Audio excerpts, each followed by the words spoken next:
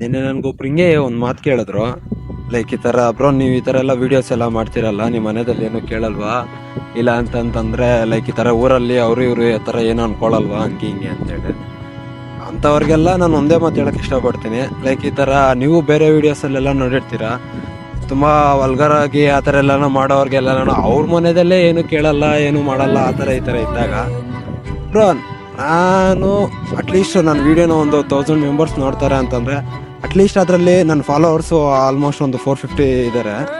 At least ಒಬ್ಬರಾದರೂ ಅದನ್ನು follow ಮಾಡ್ತಾರೆ, ಇಲ್ಲಾಂತಂದರೆ ಅಟ್ಲೀಸ್ಟ್ ಒಬ್ಬರಾದರೂ ಅದರಿಂದ ಮೋಟಿವೇಟ್ ಆಗಿ ಇನ್ಸ್ಪೈರ್ ಆಗ್ತಾರೆ ಅನ್ನೋ ಒಂದು ಮೈಂಡ್ ಸೆಟ್ ಬಿಟ್ಟರೆ, ಈ ಥರ ಇನ್ನು ನಾನು ಯಾರನ್ನೂ ಕೆಡಿಸ್ಬೇಕಾಗ್ಲಿ, ಇಲ್ಲ ಅಂತಂದರೆ ಯಾರಿಗೋ ನಾನು ಏನೋ ಕೆಟ್ಟದ್ದು ಮಾಡಬೇಕಂತಾಗಲಿ ನನ್ನ ವೀಡಿಯೋಸಲ್ಲಿ ಎಲ್ಲೂ ನಾನು ಆ ಥರ ಏನೂ ಮಾಡ್ತಾಯಿಲ್ಲ.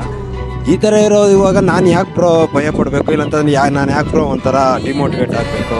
ಯಾರೋ ಏನೋ ಅನ್ಕೊತಾರೆ, ಇಲ್ಲಾಂತಂದರೆ ಯಾರೋ ಏನೋ ನೋಡ್ತಾರೆ, ಆ ಥರ ಈ ಥರ ಎಲ್ಲ ನಾನು ಅದಕ್ಕೋಸ್ಕರ ನಾನು ಯಾವುದೇ ಕಾರಣಕ್ಕೆ ನಾನು ಡಿಮೋಟಿವೇಟ್ ಆಗೋಕ್ಕೆ ಹೋಗಲ್ಲ. ನನಗೆ ಹೌದು ಅಂದ್ಕೊಳ್ಳೋ ಥರ ವ್ಯೂಸ್ ಆಗಲಿ, ಇಲ್ಲಾಂತಂದರೆ ರೀಚ್ ಆಗಲಿ, ಫಾಲೋವರ್ಸ್ ಆಗಲಿ ನಂಗೆ ಗೈನ್ ಮಾಡೋಕ್ಕಾಗ್ತಾಯಿಲ್ಲ. ಬಟ್ ಆದರೂ ಕನ್ಸಿಸ್ಟೆನ್ಸಿಯಿಂದ ಇದ್ದರೆ ಯಾವತ್ತೋ ಒಂದು ದಿನ ಹಾಗೆ ಆಗ್ತೀನಿ ಅಂತ ಹೇಳ್ಬಿಟ್ಟು ನನಗೆ ಆ ಒಂದು ಹೋಪ್ ಇದೆ. ನೋಡೋಣ ಮುಂದೆ ಏನಾಗುತ್ತೆ ಅಂತೇಳಿ. ಇದೇ ಥರ ನಿಮ್ಮ ಸಪೋರ್ಟ್ ಇರೋದಕ್ಕೋಸ್ಕರ ನಾನು ಟ್ರೈ ಮಾಡ್ತೀನಿ. ಎಲ್ರಿಗೂ ಥ್ಯಾಂಕ್ ಯು.